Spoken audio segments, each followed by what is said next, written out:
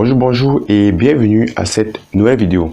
Aujourd'hui, nous allons parler du principe fondamental de la dynamique d'un solide en rotation autour d'un axe fixe. Nous allons donc commencer par le principe. Que dit le principe?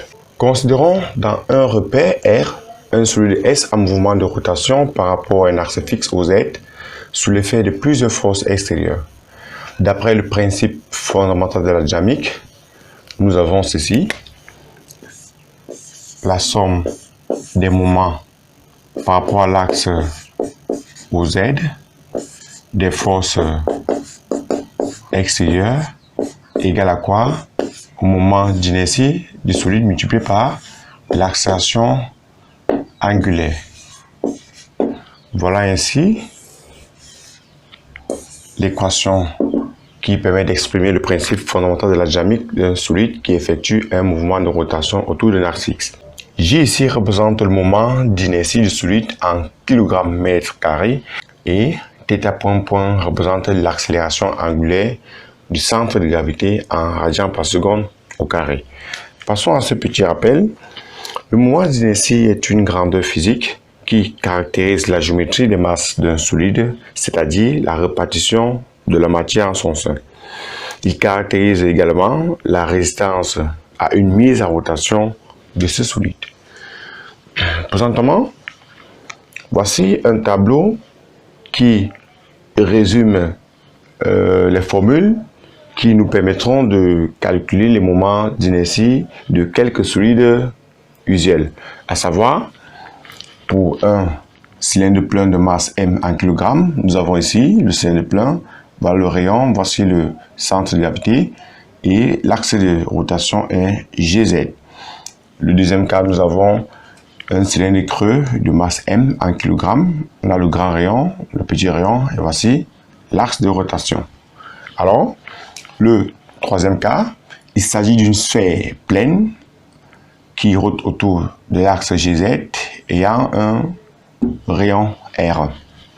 Et le dernier cas, c'est une tige rectiligne de section négligeable de masse M. Ici, cette tige rectiligne de section négligeable effectue un mouvement de rotation autour de l'axe GZ. Et nous avons donc là la longueur de la tige qui est L et G ici qui représente le centre de gravité de cette tige. Alors, je tiens à rappeler que dans ces cas, nous allons donner les formules qui permettront de calculer le moment d'inertie par rapport à l'axe passant par le centre de gravité. Pour ce premier cas, qui est un cylindre plein de masse M, le moment d'inertie sur l'axe GZ est égal à 1/2 de m r². Ok. Pour le deuxième cas, qui est un cylindre creux de masse M en kg, le moment d'inertie suivant l'axe GZ sera égal à quoi? 1/2 de m facteur de grand R au carré moins petit r au carré. Pour le troisième cas, qui est une sphère pleine, le moment d'inertie suivant l'axe GZ sera égal à quoi? À 2/5 de m r². Et le dernier cas, le moment d'inertie suivant l'axe GZ sera égal à 1/12 de m L². L ici étant la longueur de la tige. Nous passons donc à quelques exemples.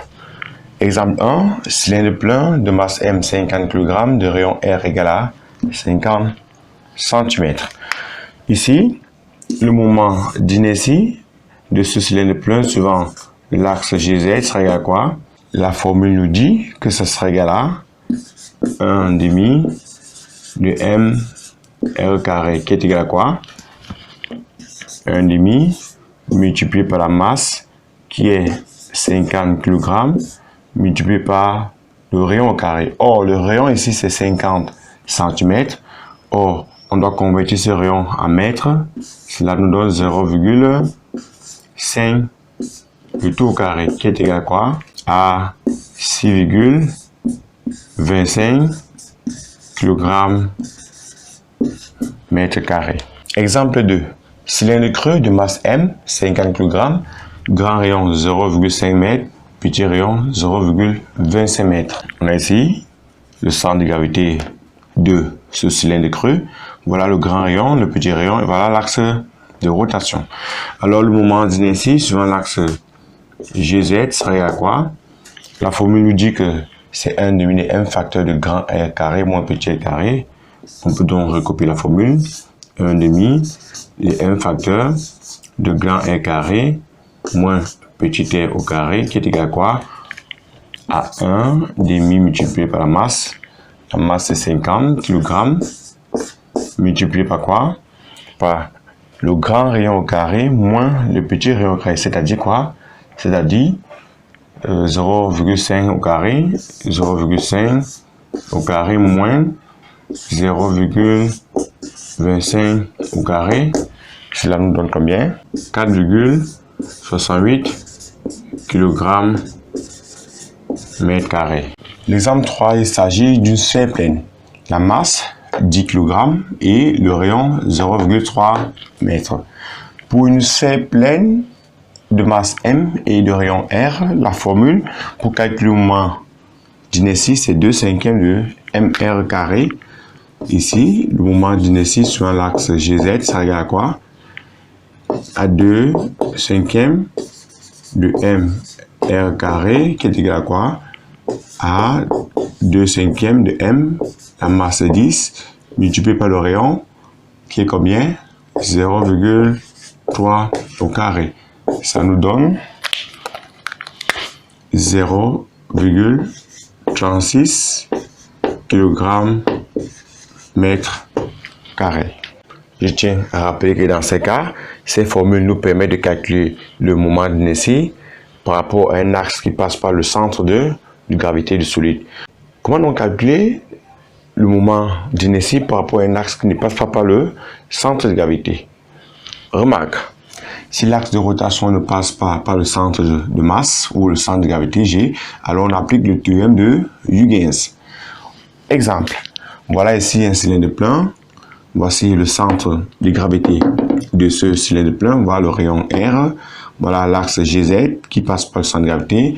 Bon, ici, ce solide effectue un mouvement de rotation par rapport à l'axe AZ'. Vous constatez avec moi que AZ', cet axe ne passe pas par le centre de gravité. On a donc une distance petit d. La distance d est la distance qui sépare l'axe GZ et avec l'axe de rotation AZ'. Alors, pour calculer le moment d'inertie, on applique le théorème de Huygens et ça nous donne quoi? Le moment d'inertie par rapport à l'axe AZ serait égal à quoi?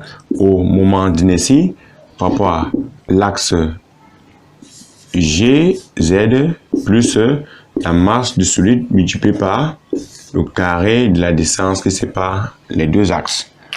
Or ici, le moment d'inertie par rapport à l'axe GZ, GZ étant l'axe qui passe par le centre de gravité, ça nous donne quoi?